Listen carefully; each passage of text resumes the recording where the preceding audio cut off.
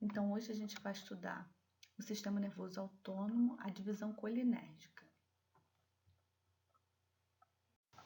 Então, relembrando que o sistema nervoso autônomo é dividido em simpático, cujos neurônios saem da região toracolombar, e parasimpático, cujos neurônios saem da região do crânio e do sacro, também então sendo conhecido como crânio sacral.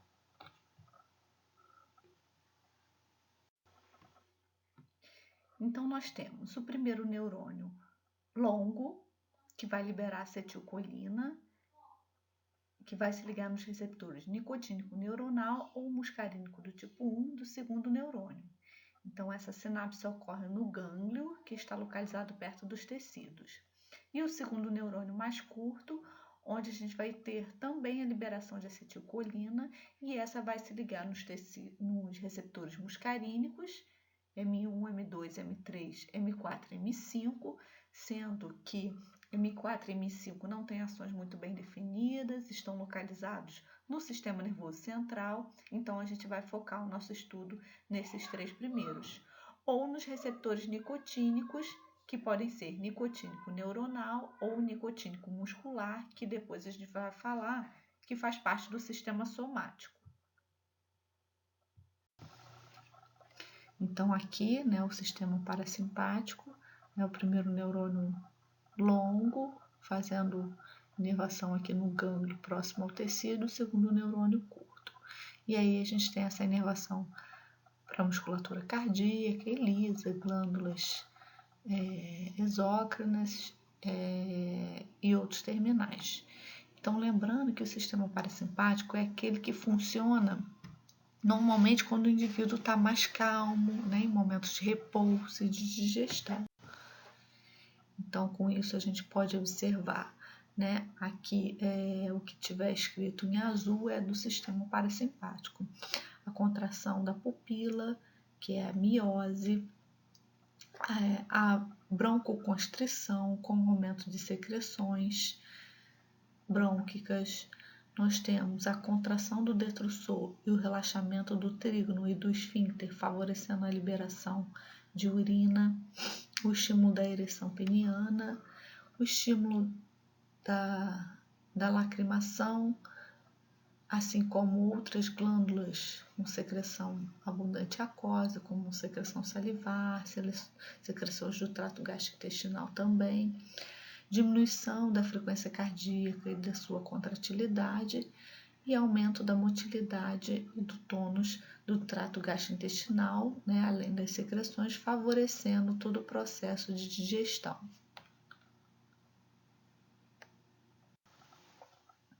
Então, a acetilcolina é o principal neurotransmissor desse sistema e tem sua síntese iniciada aqui no botão pré-sináptico a partir da colina, que entra nesse botão no cotransporte aqui com sódio, vai sofrer uma reação junto com acetilcoenzima A para formar acetilcolina através da ação da enzima colina acetiltransferase. Essa acetilcolina, então, vai ser armazenada em vesículas e para que ocorra a liberação dessas vesículas é necessário um processo de despolarização desse neurônio, com consequente abertura dos canais de cálcio e influxo desse cálcio que vai mobilizar essas vesículas a sofrerem esse processo de exocitose.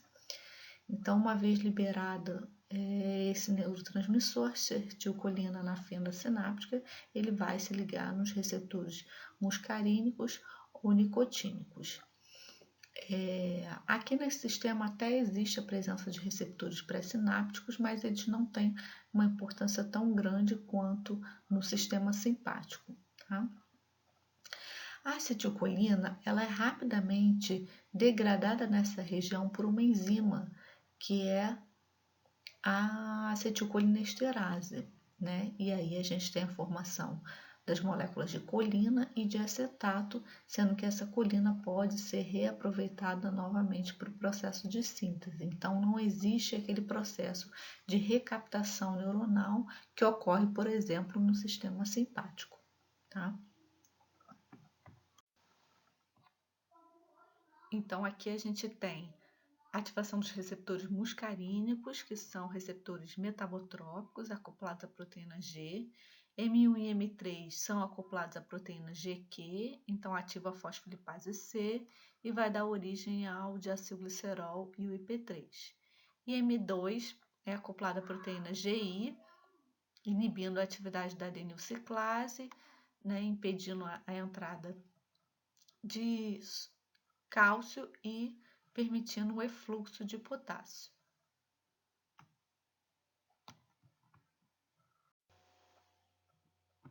Então, o receptor M1 está localizado no sistema nervoso central, nos gânglios autonômicos. Com a ligação da acetilcolina nesse receptor, a gente tem a geração de um potencial pós-sináptico excitatório lento. E também presente nas células parietais do estômago, onde a gente vai observar um aumento da secreção de ácido clorídrico que facilita, né, o início do processo de digestão. Já o receptor M2, presente no coração, né, acoplado à proteína GI, vai ter um efeito inibitório sobre essa função cardíaca, com efeitos cronotrópico, inotrópico e dromotrópico negativos, ou seja, a gente vai ter uma diminuição da frequência cardíaca, da força de contração e da velocidade de condução do potencial de ação no coração.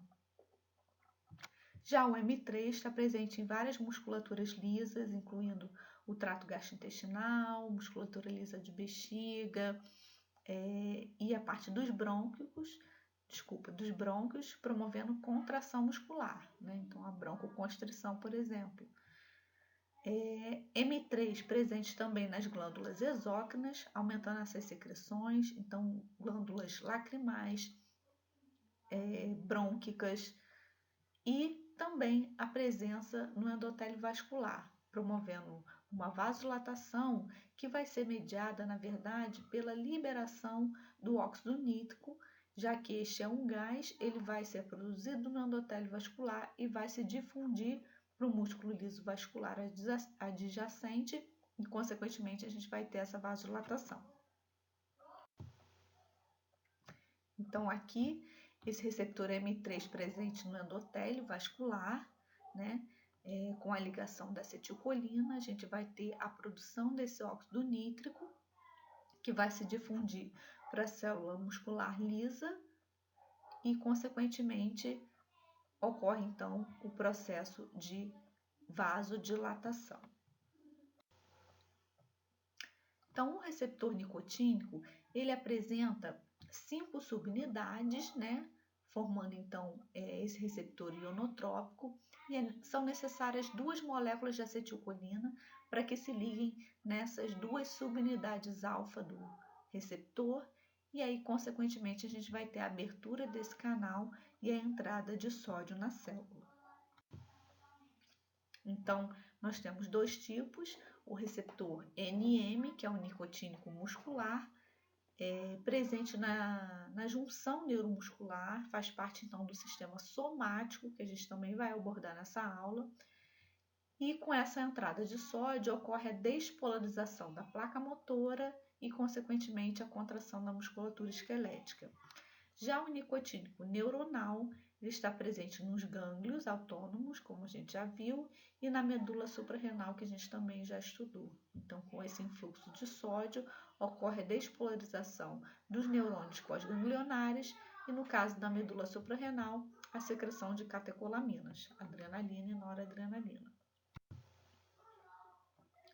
Então, essa transmissão neuromuscular, né, que ocorre durante a ativação do sistema somático, que é o nosso sistema voluntário que regula a atividade da nossa musculatura esquelética, a gente também tem essa presença do receptor nicotínico, favorecendo a contração do músculo. Então, nós temos agonistas muscarínicos que vão agir diretamente nesses receptores, que são, por exemplo, metacolina, carbacol, betanecol, arecolina, pilocarpina e muscarina. Então, como aqui a gente não tem fármacos tão seletivos para os receptores M1, M2, M3, né, diferente lá do sistema nervoso simpático, As propriedades farmacológicas são bem simples, né? É só a gente pensar nas ações mesmo desse sistema parasimpático. Então, no sistema cardiovascular, a gente vai observar uma redução da frequência cardíaca, né? O efeito dromotrópico, cronotrópico e inotrópico negativo, além da vasodilatação, o aumento da atividade do trato gastrointestinal, incluindo um aumento de motilidade de secreções gástricas. No trato urinário, a contração do músculo detrusor da bexiga e o aumento da peristalse uretral, facilitando essa liberação de urina. O aumento da secreção glandular, né, incluindo, por exemplo, glândulas lacrimais, sudoríparas, salivares e traqueobrôncas. A broncoconstrição e a contração da pupila, que é a miose. Então, apesar de não ter uma seletividade tão específica pelos receptores, alguns fármacos apresentam uma afinidade um pouco maior para determinados tecidos em detrimento de outros.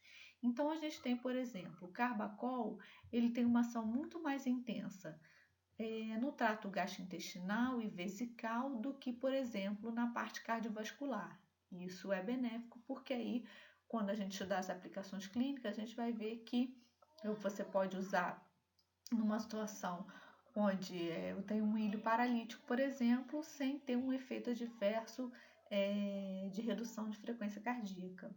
O mesmo acontece com o betanecol, né, que também tem uma seletividade maior pelo trato gastrointestinal e pela parte vesical.